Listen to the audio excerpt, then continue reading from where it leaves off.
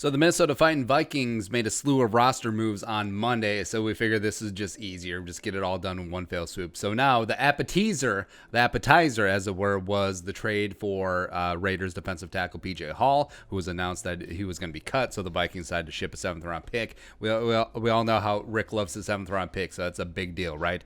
So with the addition of PJ Hall, the Vikings were at 82 men on the 80-man roster, also with the activations of Anthony Barr and Ifeadi Odenigbo off the COVID reserve list. So 2 cuts had to be made. Those cuts were wide receiver Davion Davis, second-year UDFA out of Sam Houston State. So swapping out PJ Hall, the pride of Sam Houston State, he comes in, and then you get rid of the other pride of Sam Houston State, Davion Davis. It hurts. But Davis, 2017 junior year, Sam Houston State, 78 catches, 1,206 yards, 17 touchdowns, was also a punt return dynamo. I loved him. I had high hopes. Didn't quite work out. Didn't really get the time of day in camp last year. They signed him to another futures deal this year. He did say that he is going to be remaining in the Twin Cities and still training as the Vikings. I mean, random offseason with alien abductions and with the COVID hanging over. I mean, Davis certainly could be brought back into the fold at some point during these next 5 weeks before the regular season starts. Also, Kemon Hall, who's a UDFA defensive back from North Texas, was originally with the Chargers before the Vikings scooped him up, put him on the practice squad, as well as sign him to a futures contract this offseason. Again, he could also still be in the mix, even though the Vikings are super deep, super young, but super deep at cornerback, defensive back. The Vikings also activated Ifeadi Odenigbo and Anthony Barr off the COVID reserve list, which is phenomenal.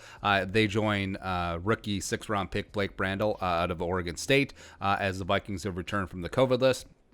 Barr was placed on it 4 days ago, Ifeadi 5 days ago. And of course, with the agreement, we're not going to know, was it precautionary? Was it a positive test? Were they asymptomatic? Whatever.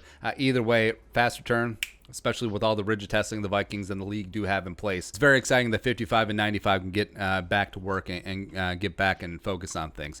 As the Vikings still have 5 remaining on the COVID reserve list, including 1st-round wide receiver Justin Jefferson, 5th-round linebacker from last season Cameron Smith, 6th-round offensive lineman Oli Udoh from last year, as well as rookies Tyler Higbee and Brian Cole II, the 7th-round safety. Also, Courtney Davis, who was originally placed on the non-football injury list.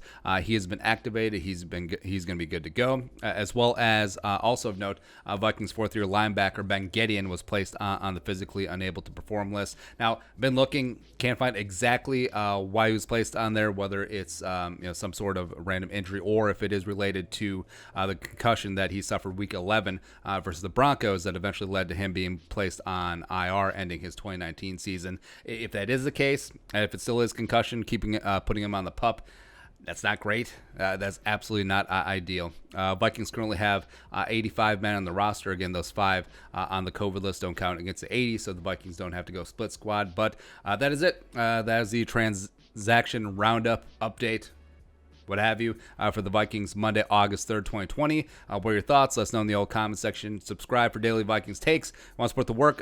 Chuck a little couple dollars in that old Venmo. But you know what to do. Skol, production value.